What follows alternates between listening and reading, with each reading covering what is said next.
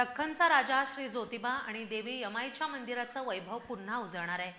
259 कोटींच्या भव्य विकास आराखड्याला राज्य शासनाची मंजुरी मिळाली असून येत्या 2 ते 3 आठवड्यात मंदिर संवर्धनाच्या कामांना प्रत्यक्ष सुरुवात होणार आहे।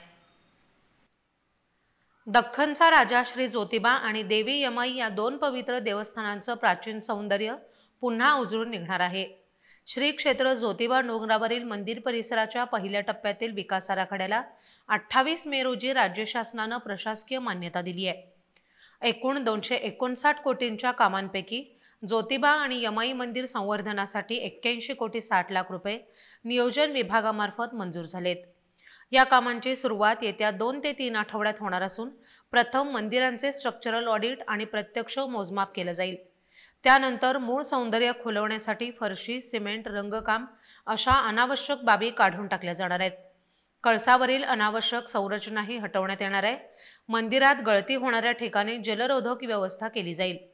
या पहिल्या टप्प्यात श्री ज्योतिबा मंदिराच्या संवर्धनासाठी 55 कोटी, यमाई मंदिरासाठी 25 कोटींचा खर्च होणार आहे।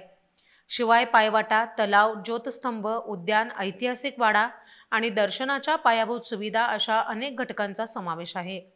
जिल्हा प्रशासनानं उर्वरित कामांसाठीही नियोजन विभागाकडून निधी मिळावा यासाठी प्रयत्न सुरू केलेत।